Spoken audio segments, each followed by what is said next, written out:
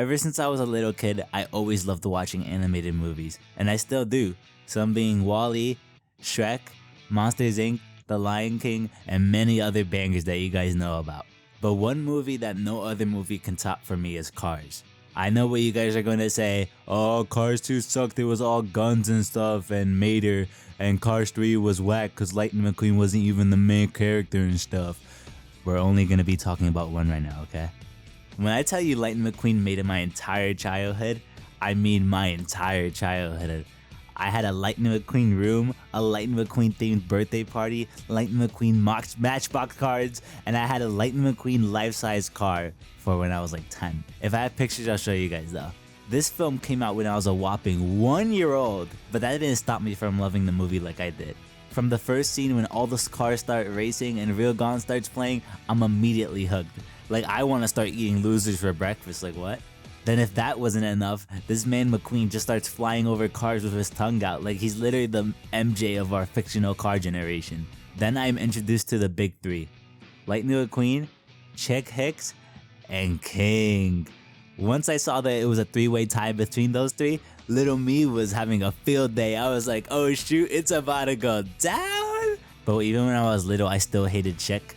Because I don't know why, he just kind of rubbed me the wrong way. He was so mean. Even though Lightning McQueen was mean in his own way, I just didn't like Chick because he didn't like Lightning McQueen, and I was still a Lightning McQueen glazer like I am now, so we don't need to talk about that.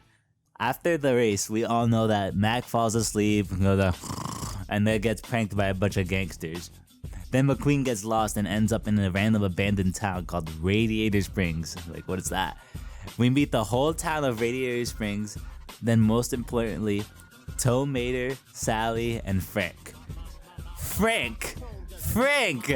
I love Frank! Bro, every time I watch the scene where Mater and McQueen honk at the tractors and then they make all those fart noises, I still laugh. I'm literally 18. When I was little, I loved one thing about Lightning McQueen. Before Duke Dennis was relevant and was everyone's Riz god, my Riz Lord was Lightning McQueen. Bro, he would chop it up with Sally, man.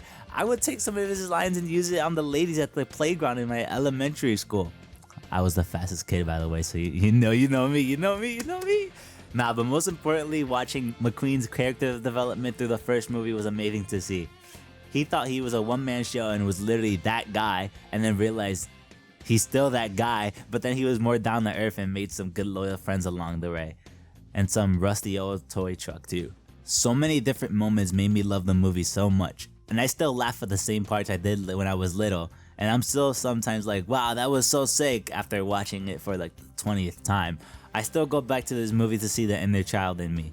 Granted, I'm a brand new adult, but like, who cares? I'm gonna be telling my kids this was the greatest animated film of all time, and I have no care in what anybody says. He literally went from being a cocky racer that hates rusty cars to being best friends with a tow truck. I knowed I made a good choice. In what? My best friend. Then it's funny how much he realized how much of a jerk he was being to the fabulous Hudson Hornet before he realized he won 3 piston cups in a row. And then the Hudson Hornet and all of Radiator Springs just shows up at his race. And 8-year-old me was ecstatic. This was the best riding I've ever witnessed in my life as an 8-year-old. I was witnessing history. It was nothing crazy. It was nothing that bad. This brings us to the last race, which makes the entire movie elite. When Dinoco had his career-ending crash like Doc did, and McQueen has to either decide whether winning the Piston Cup is more valuable or being a great sport and a great, I was gonna say human, but a great car. He went with his second option. Low-key, this entire scene kind of made me sentimental when I was a kid, but definitely not now. I don't know what you're talking about.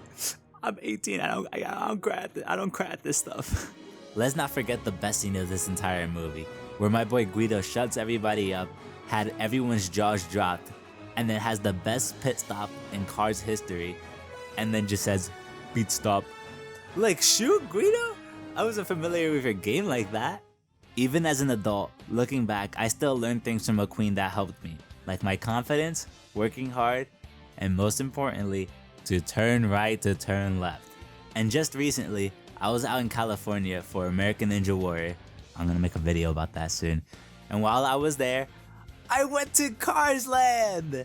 Cars Land really was amazing. I truly felt like I was in Radiator Springs. From the rides, to the lights, music, and of course, the architecture. I felt like I was in a fever dream, and I really didn't want to leave. I got to see Mater's Junkyard, the Cozy Cone. I ate at Flo's V8 Cafe. I saw Luigi and Guido's Casa de la Tires, Ramon's Body Art Shop, Sarge's Surplus Hut, and Fillmore's Tasting.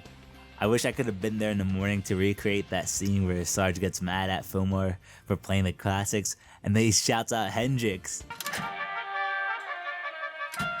Will you turn that disrespectful junk off? Respect the classics, man. It's Hendrix. But most importantly, I even got to meet Lightning McQueen and Mater.